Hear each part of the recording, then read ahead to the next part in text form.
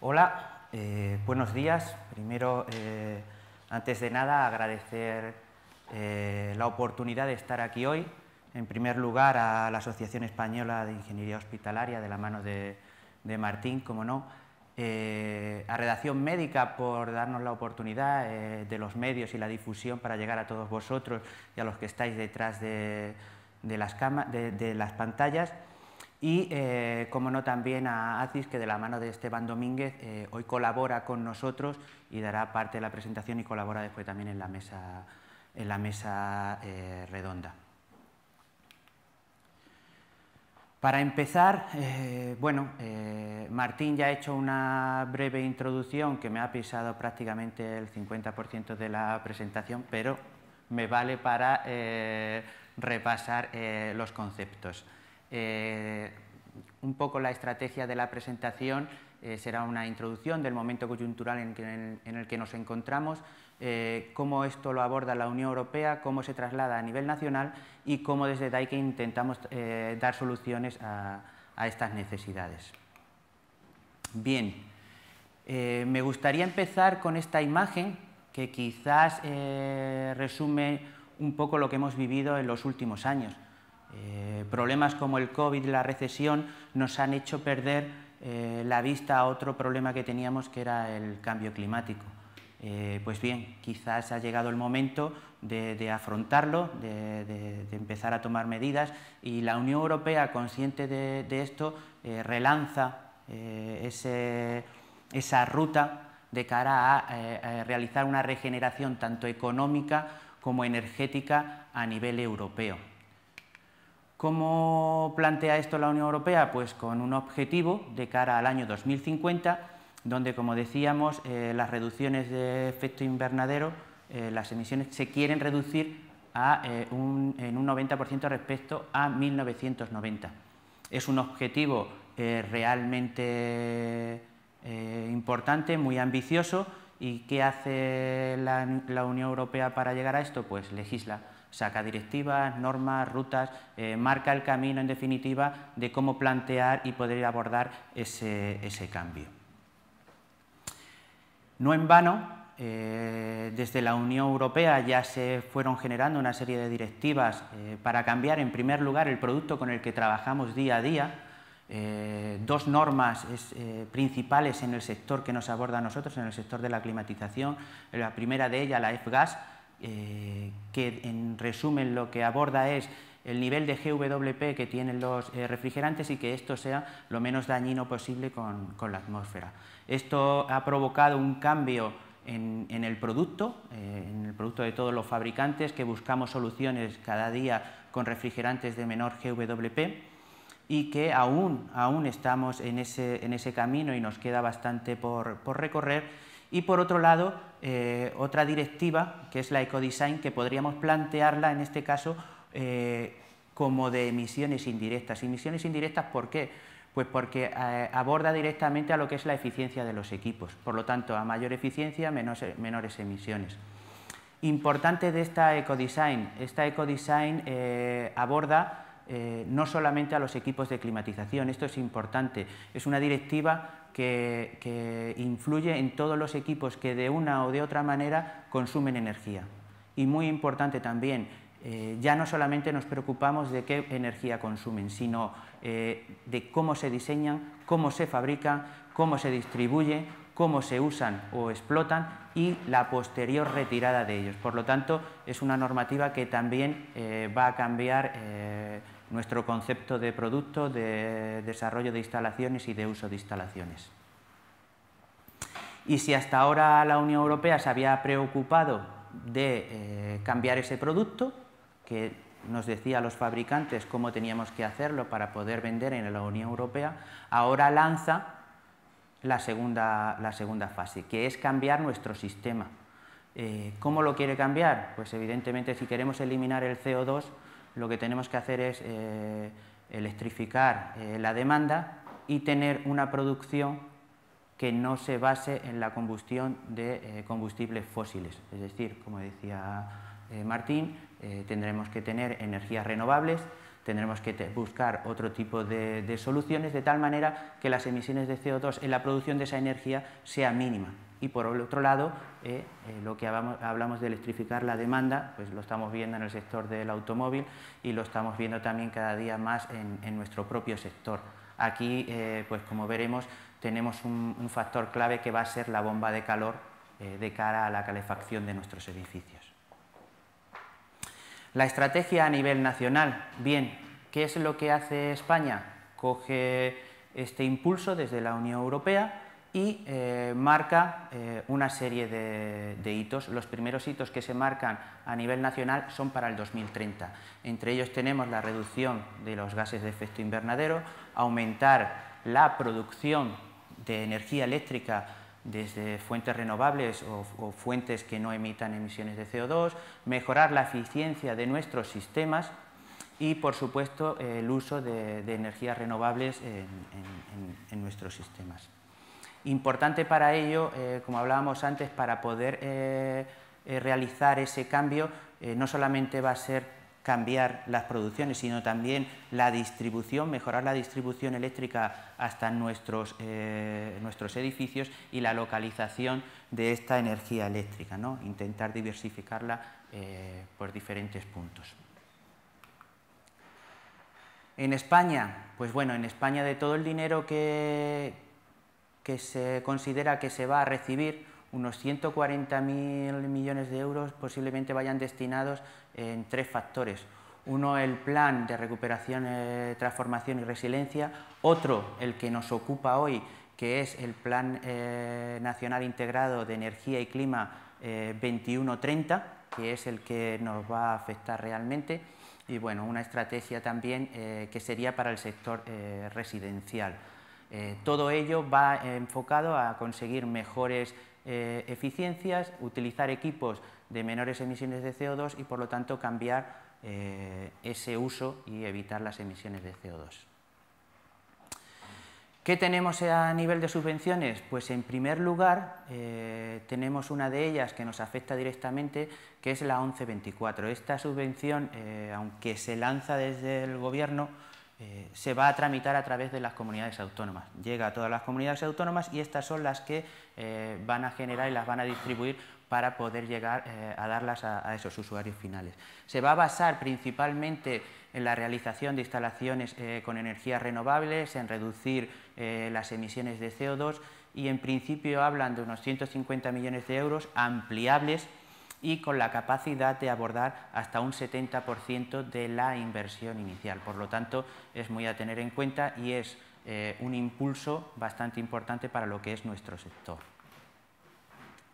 Por otro lado, tenemos también otra línea de subvención, que es la 477. Aquí, sobre todo, se dirige a cambiar los productos o el sistema que tenemos para la generación de calefacción y de climatización, sobre todo la parte que nos toca, pues utilizar equipos o sistemas que no emitan emisiones de CO2 o que se consideren CO2 neutro, como podría ser la biomasa en este caso, pero sobre todo da un carácter especial a las bombas de calor. Hablando de un SPF superior a 2,5, se considera energía renovable y, por lo tanto, ya estaríamos hablando de que cumplimos los mínimos para poder alcanzar este tipo de subvenciones. Aquí hablamos de un poquito más, unos 660 millones de euros, también ampliables. Bueno, en definitiva, van a ser las comunidades autónomas, cada una de ellas, las que pongan los medios y las que generen la manera de poder llegar hasta ellas. Con esta diapositiva, ¿qué es lo que me gustaría trasladar? Bueno, simplemente que, como veníamos viendo y como remarcaba Martín, esto no es algo que venga de hoy, viene de muchos años atrás, toda esta intención, este esfuerzo por cambiar nuestro sistema, pero parece que a día de hoy sí que empieza a tomar una fuerza y una realidad. No en vano, con teclear descarbonización en Google podemos encontrar noticias de todo tipo, desde la administración pública, donde ya empieza a marcar y a meter unas directrices para poder llegar a realizar ese cambio, empresas privadas, sobre todo del sector industrial, automovilístico, farmacéutico, agroalimentario, que ya están cambiando sus sistemas de producción de calor, ya están en ello. Hay empresas que tienen desarrollos bastante avanzados, por lo tanto, es algo que se está tomando en serio. Empresas de servicio que lo tienen en su portfolio de productos como algo esencial a futuro, pero también las principales energéticas que están cambiando y estructurando sus empresas para poder ir en esa misma línea. Es más, empresas del sector, como puede ser Endesa, anuncia públicamente que para el 2040 abandona de su negocio la distribución de gas. Por lo tanto, esto ya implica que es un cambio real.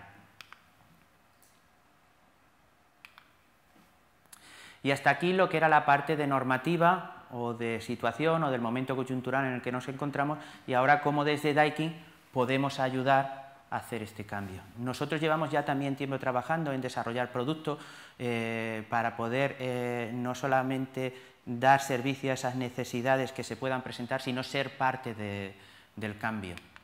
Si hablamos de la filosofía de Daikin, al igual que hablábamos de la ecodesign, Daikin tiene una filosofía 360, hablamos de acompañar a nuestros clientes desde el inicio, desde el diseño, las instalaciones, el funcionamiento, el servicio técnico y la posterior retirada o replacement de esas instalaciones. Dentro de esta filosofía de economía circular que empezamos a escuchar todos cada día más en nuestra empresa, se llama, o se extiende como el programa Loop.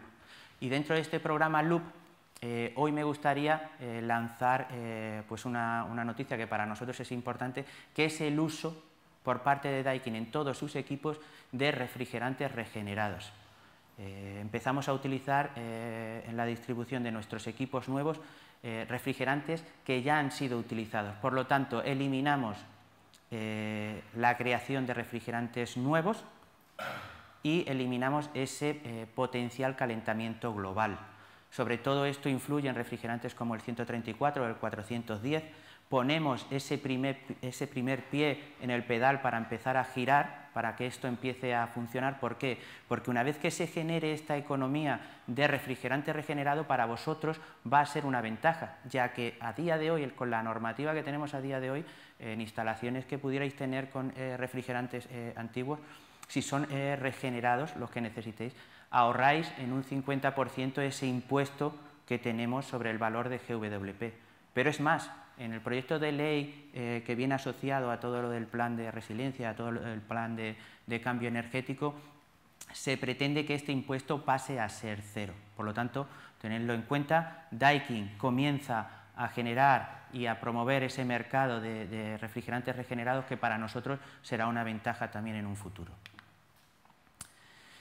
Y si hablamos de electrificar la demanda, nosotros desde Daikin creemos que la solución óptima a día de hoy es la bomba de calor.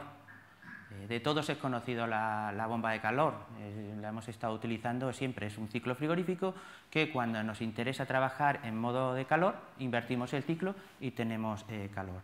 Desde Daikin llevamos trabajando ya en los últimos 5 o 6 años en el desarrollo de productos nuevos, bomba de calor y solo frío también, pero sobre todo en este caso que nos ocupa, bomba de calor con refrigerantes de bajo GWP, en este caso el R32, para conseguir temperaturas de producción alta. No en vano, llevamos desde aproximadamente el año 2019 distribuyendo este producto. No solamente en España tenemos más de 600 unidades vendidas, por lo tanto ya es un producto testado, es un producto con total fiabilidad y prueba de ello pues que lo utilizamos en todo este tipo de sistemas de los que vamos a estar hablando. ¿Qué tiene la bomba de calor de condensación por aire? Pues que a día de hoy, y hablo a día de hoy porque se sigue desarrollando y se sigue trabajando en nuevos sistemas, a día de hoy podemos alcanzar de manera coherente digo, porque mantenemos una relación entre lo que es la producción hasta 60 grados y lo que puede ser la eficiencia del equipo, pues eso, unos 60 grados. Por lo tanto, con equipos ya de condensación por aire, podríamos estar trabajando sobre instalaciones de calefacción prácticamente todas. Si son nuevas, utilizamos temperaturas bajas. Si son de replacement, pues muchas son de radiadores de baja temperatura o de fan coil, por lo tanto llegaríamos perfectamente. La pregunta es, ¿qué ocurre si necesito una temperatura mayor? Bueno, pues vamos a estudiar qué posibilidades tenemos. Algo que se ha desarrollado también en los últimos años es las unidades agua-agua con refrigerantes nuevos, en este caso el 1234ZE, que nos permite alcanzar en el lado del condensador temperaturas realmente altas, temperaturas de 70-75 grados con facilidad. ¿Esto qué nos va a dar? Pues nos va a dar una solución combinada. Es decir, si por un lado teníamos la máquina de condensación por aire y por otro lado tenemos la máquina de condensación por agua, vamos a estudiar qué demandas tenemos en cada caso y cómo podemos aprovechar, ¿no?, la combinación de estos sistemas para estar produciendo calefacción y ACS de manera simultánea. Como vemos, aquí ya conseguiríamos una temperatura de impulsión de 75 grados independientemente de las condiciones exteriores de funcionamiento. Y eso es un poco, en definitiva, o lo que era el objetivo de hoy, trasladar una serie de conceptos, de ideas, que no dejan de ser eso, unas ideas, unos conceptos, para poder dar solución y electrificar esa demanda como veníamos diciendo. Bien, presentaremos unos sistemas para pequeñas instalaciones, sistemas a 2 tubos, 4 tubos y algo que yo creo que puede ser interesante, que es el anillo térmico. Si empezamos con las máquinas para sistemas pequeñitos, que pueda ser un centro de salud, un centro de asistencia, pues si hablamos de potencias pequeñas, con 100 kilovatios podríamos hacerlo. Máquinas como la que presentamos aquí, la Small Inverter, que se desarrolló también pensando en esta situación, tienen la capacidad de gestionar lo que es la producción de ACS, es decir, nosotros le vamos a dar la consigna de frío, de calor, que esté trabajando en cada momento, pero cuando desde el depósito de ACS se necesite demanda, la máquina podrá ser consciente y será capaz de cambiar el ciclo, cambiar la temperatura de producción y dar servicio a ese ACS.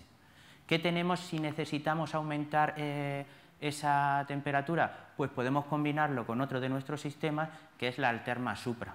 También funciona con R32, puede llegar a temperaturas de 70 grados con temperaturas realmente bajas y por lo tanto tendríamos un sistema totalmente completo y fiable para dar servicio a instalaciones de pequeño tamaño. Con las Small Inverters simplemente decir que se puede trabajar en cascada y llegar hasta 400-500 kilovatios sin problema. Y que es un producto que, al contrario de los que vamos a ver a posteriori, se trabaja frente a stock, por lo tanto será importante para aquellas instalaciones donde por urgencia así se requiera, y lo hablábamos antes por aquí, lo de que muchas veces el plazo de las máquinas es importante, pues bueno, sería un producto a tener en cuenta. Y aquí ya pasamos a sistemas un poquito de mayor calado. Podrían ser residencias, podrían ser centros de salud, pequeños hospitales, que normalmente estos trabajan a 2 tubos. ¿Qué solución dar? Pues bueno, lo que hablábamos, tenemos equipos de condensación por aire, bomba de calor, que pueden estar trabajando perfectamente a 40, 45, 50, 60 grados de temperatura, que no creo que se necesite para calefacción en muchos de los sistemas, y utilizar un equipo agua-agua para dar ese segundo salto, hacer un segundo ciclo y poder llegar a dar servicio al ACS. Y aquí era donde entraba lo que comentaba anteriormente de tener en cuenta cuáles son las demandas. No necesito tener todo el sistema a 80 grados para el ACS solamente.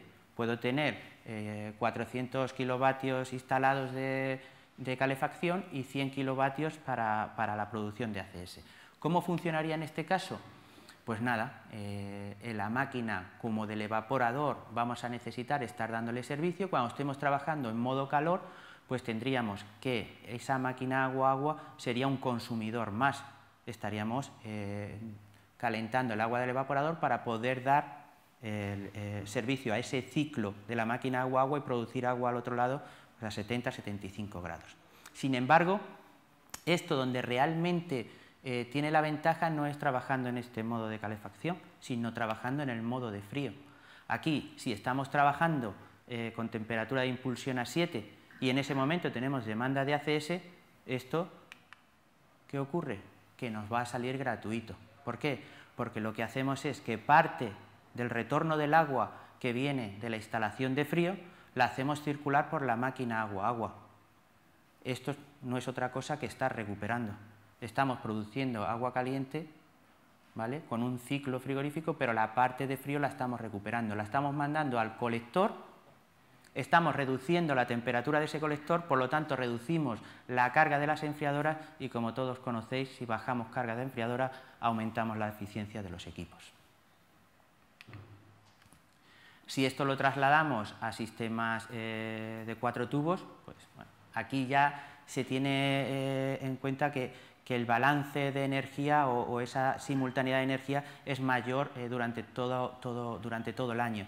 Seleccionando bien esos equipos agua-agua podemos estar recuperando energía todo el año y estar produciendo el ACS prácticamente de manera gratuita. En los hospitales grandes tenemos cada vez más usos que demandan frío todo el año. Tenemos zonas que por las necesidades que tienen lo necesitan. Tenemos cada vez CPDs más grandes, tenemos zonas de quirófanos que en muchos casos necesitan frío sí o sí. Pues bien, aquí sucede lo mismo. Nosotros, si estamos trabajando en frío, lo que podemos estar haciendo es parte de ese agua de retorno, pasarla por la máquina agua-agua y, de igual manera, estamos reduciendo carga del sistema principal, reducimos la eficiencia, o sea, reducimos la carga y aumentamos la eficiencia.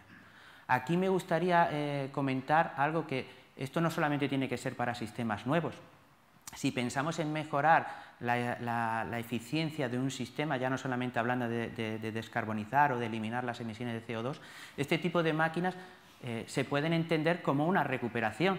Es decir, imaginad que tenéis ahora mismo en un hospital una instalación a 4 tubos donde trabajamos con unas calderas y, por otro lado, unas unidades solo frío que trabajan frente al colector de frío.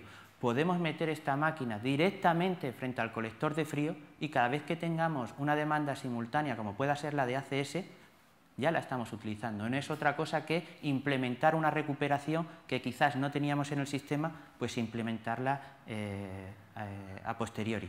Es algo que se está utilizando, que se está empezando a tener muy en cuenta en la industria y que yo creo que también un hospital no deja de ser como una industria y que puede ser muy, muy interesante. Si hablamos de conceptos nuevos, para mí creo que puede ser muy interesante, al igual que se está desarrollando en complejos de gran tamaño del sector del automóvil, agroalimentario o empresas grandes, es utilizar la idea de anillo térmico.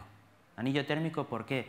Porque sobre todo en hospitales grandes que lo hemos estado viendo, están vivos. Al final necesitamos adaptarnos a las necesidades que tiene el hospital en cada momento y esto nos ayudaría a ir generando sistemas que están vertiendo a ese anillo y poder dar servicio a esos cambios, a esas nuevas salas o, como hemos vivido por la pandemia, poder trabajar de una o de otra manera. ¿Cómo compensaríamos? Pues evidentemente si tuviésemos la posibilidad de geotermia sería perfecto. ¿No tenemos posibilidad de geotermia? Pues lo lógico sería utilizar torres para cuando el balance de energía sea, de demanda de energía sea más alto en frío, o bombas de calor cuando sea al contrario. En cualquier caso, pues es la idea, ¿no? Es el concepto, o incluso tener una producción grande. También podemos pensar que si en algún punto necesitamos frío o necesitamos calor, podemos enganchar una de estas máquinas a esa distribución de frío o distribución de calor, independientemente que sea un anillo térmico o no, porque vamos a estar aportando energía si lo sabemos combinar. Y hasta aquí un poco lo que son los conceptos que se trasladaban. Como decía, es trasladar ideas, ser conscientes que se puede eliminar las emisiones de CO2 de nuestros centros, de nuestros edificios. Esto hablamos hoy de hospitales, pero se traslada a todo el sector industrial, al residencial y a todo lo que conocemos para la climatización o producción de calor. Y yo, para terminar, pues bueno, un par de diapositivas. En primer lugar, mostraros que Daikin es una empresa una gran empresa, líder en este tipo de sistemas hidrónicos, de lo que aquí conocemos como Apply. Nuestra fábrica principal está en Cecchina, Roma. Aquí podemos ver las líneas de producción, se fabrican las máquinas tanto de tornillo como scroll, en condensación por aire o en condensación por agua. También, muy importante, trasladaros que los centrífugos que nosotros comercializamos a nivel europeo se fabrican aquí, no vienen de ningún otro sitio, se fabrican aquí, se genera el diseño y como digo, los trasladamos desde aquí. Es un centro no solamente de fabricación, sino también de innovación y de diseño. Este sería nuestro rotor principal, el del tornillo. Esto es un motor, o sea, unos a la vez de un centrífugo.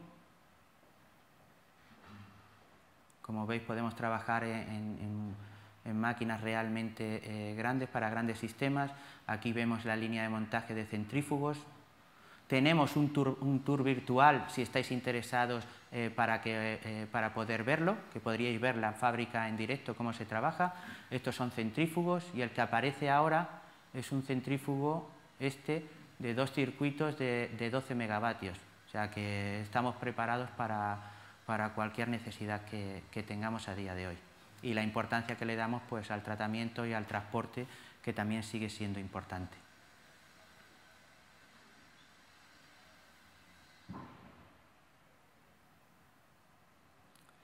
Y aquí lo que vemos ahora es la fábrica que tenemos en Milán, que es la fábrica de climatizadores. En esta fábrica lo tenemos todo por control numérico, corte, panelado y demás se genera de manera automatizada, y tenemos 2 líneas, las líneas de máquinas o de climatizadores que se hacen a medida, y las que son modulares, que se trabaja frente a stock. Por lo tanto, también para dar esa cobertura cuando se necesiten climatizadores con cierta urgencia.